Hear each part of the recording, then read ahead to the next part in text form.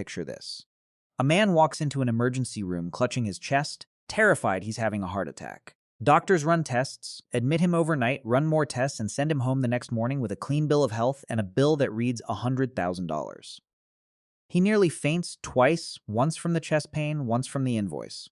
Now here's the part that should stop you cold. That hospital, on that visit, most likely lost money. Not made less than expected. Lost money. Actual, real, red ink on the ledger, we spent more than we collected losses. How is that even possible? This is a business that just billed 6 figures for one overnight stay. If a car dealership sold a single car for $100,000, that dealership would be throwing a party.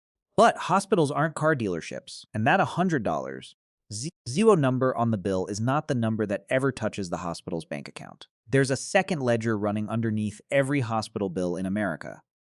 A hidden set of numbers that determines whether that facility survives or shuts its doors. Patients never see it. Most investors never bother to look for it. And it explains one of the strangest contradictions in American business. An industry charging some of the highest prices on earth, while operating on some of the thinnest margins in corporate America. So if you've ever looked at a hospital bill and thought, these people must be swimming in cash, or worse, if you're considering investing in healthcare because everyone needs a hospital eventually, you need to understand this hidden ledger before you make that decision. Because that $100,000 number on the bill, it's not revenue, it's fiction. And the real story starts with why hospitals print numbers nobody actually pays. That $100,000 figure comes from something called the chargemaster, a massive internal price list every hospital keeps, listing the official cost of everything from a bag of saline to an MRI scan. And here's the twist almost nobody knows. The chargemaster isn't really a price list. It's a negotiating position. It's the number hospitals put on paper knowing full well that almost nobody will ever pay it. Think of it. Like the sticker price on a car lot. Technically, that number is real. Practically, walking in and paying full sticker makes you the only person in the building who didn't know you could negotiate. So who actually pays what?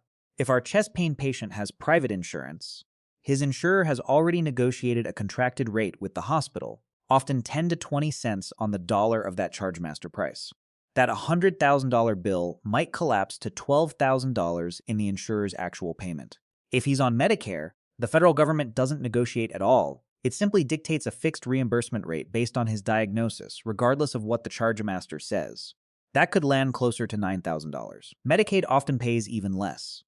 And if he's uninsured, hospitals frequently apply steep self-pay discounts or charity care write-offs, because collecting anything close to $100,000 from an individual is, realistically, a fantasy.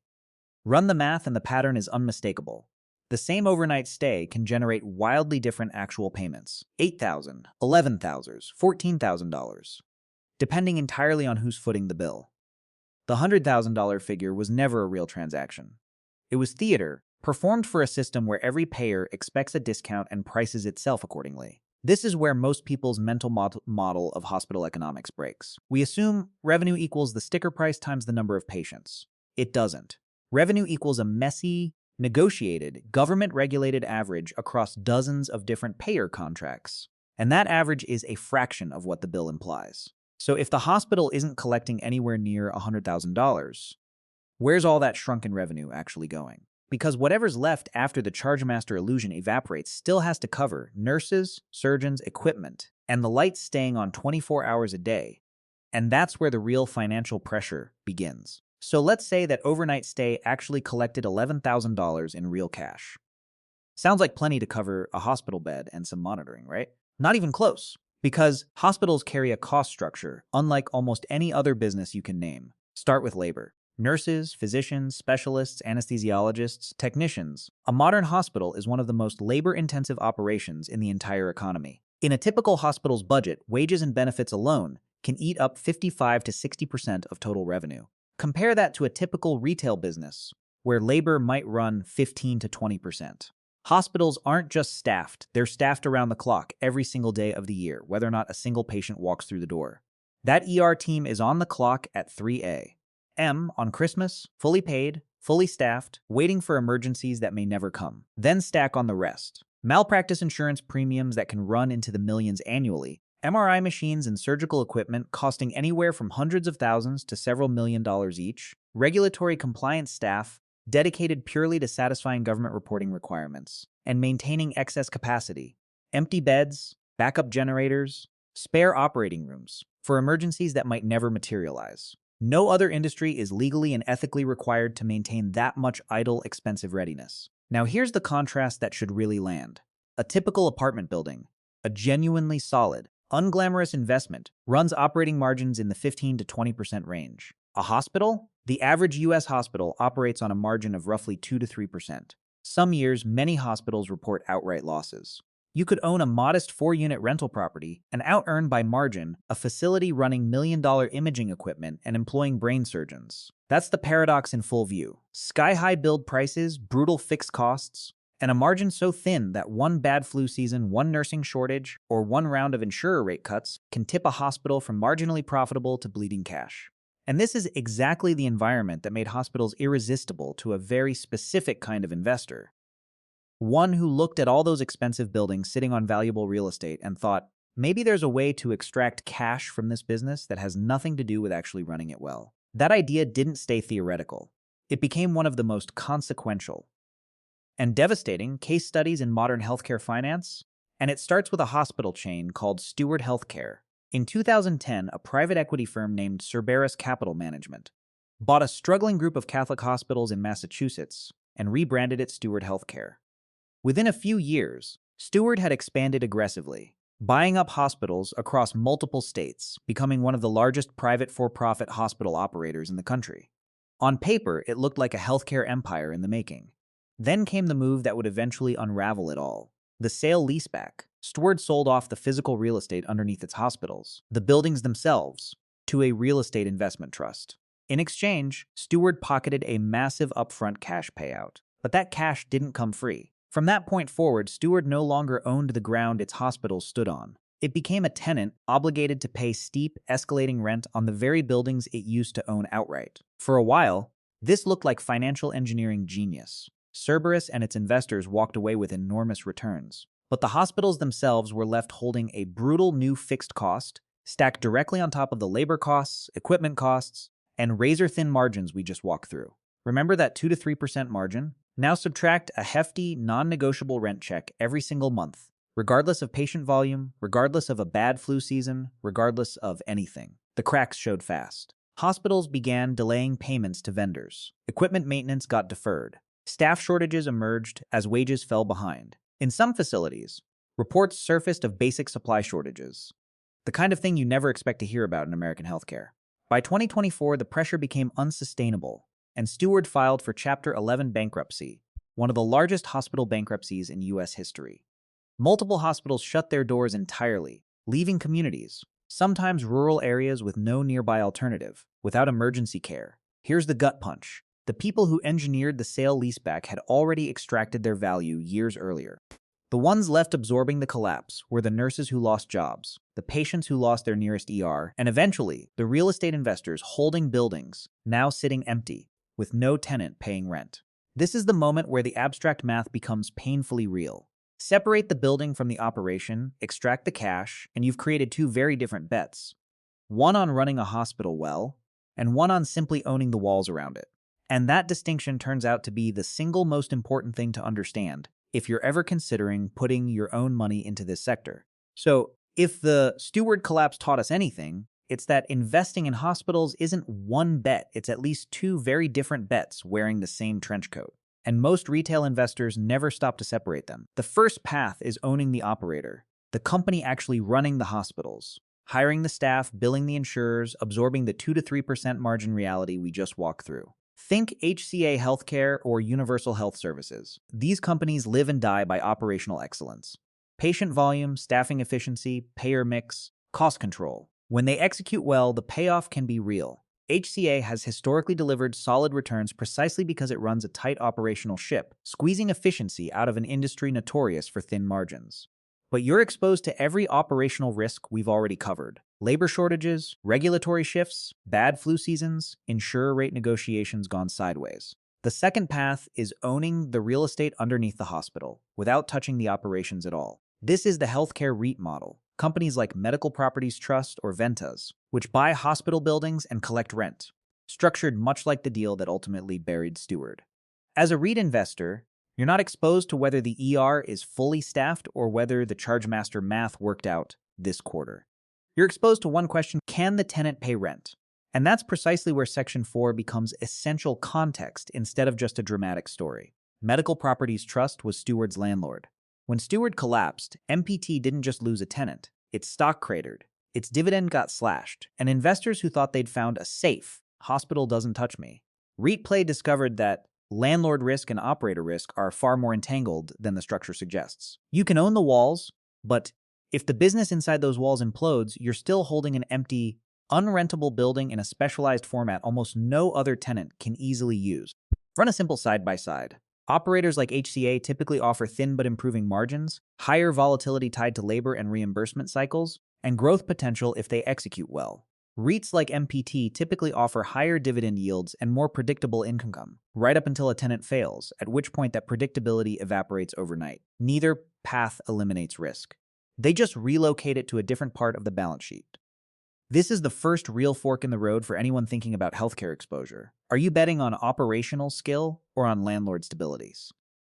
But there's a second, quieter fork most investors never even think to check, because before you evaluate any hospital stock, you need to know something more fundamental about the hospital itself. Is it even trying to turn a profit for shareholders in the first place? Because a huge share of American hospitals technically aren't, and that distinction changes the entire investment calculus. Here's a number that surprises almost everyone the first time they hear it. Roughly 58% of U.S. hospitals are nonprofit. Not government-run, not charity clinics scraping by. Nonprofit in the technical tax code sense, meaning Fortune 500-size institutions with billion-dollar budgets that legally cannot distribute profits to shareholders because they don't have any. Now, before you assume nonprofit means barely surviving, let's kill that myth immediately. Many nonprofit hospital systems post larger annual surpluses than their for-profit counterparts. Some sit on investment portfolios worth billions of dollars. The difference isn't whether they make money, it's what happens to that money afterward. A for-profit hospital operator, like the ones we just discussed, answers to shareholders. Surplus revenue can flow out as dividends, stock buybacks, or executive compensation tied to stock performance. A nonprofit hospital, by contrast, is legally required to reinvest its surplus back into the organization, new equipment, expanded facilities, community health programs, or simply a larger cash reserve. There's no ticker symbol capturing that upside. There's no shareholder cashing a check. The profit exists, but it's structurally trapped inside the institution. This distinction quietly reshapes incentives in ways that ripple through everything we've covered so far. A for-profit operator facing that brutal 2 to 3% margin environment has intense pressure to control costs, because shareholders are watching quarterly earnings. A nonprofit facing the same margin pressure has different pressure entirely, often tied to maintaining its tax-exempt status, which typically requires demonstrating meaningful community benefit, like charity care or public health initiatives, regardless of how thin the operating margin runs. Why does this matter to you as an investor? Because it explains why you can't invest directly in most American hospitals at all. You can't buy shares of the nonprofit academic medical center down the street, no matter how well-run or well-funded it is, because it isn't structured to have shareholders in the first place. Your investable universe is effectively narrowed down to that smaller slice of for-profit operators. And REITs we just discussed, which is precisely why understanding their specific incentives and risks carries so much weight. But even within that narrower for-profit universe, there's still a variable most investors completely overlook, one that can single-handedly determine whether a hospital operator enjoys near-monopoly pricing power or gets squeezed by competitors down the street. It has nothing to do with margins, staffing, or ownership structure. It's a piece of state law most people have never even heard of. Imagine two hospital operators, structurally identical, same size, same services, same for-profit ownership. One sits in a state where, by law, no competitor can open a new hospital or add new beds nearby without government approval. The other sits in a state where anyone with capital and a license can build a rival facility right across the street.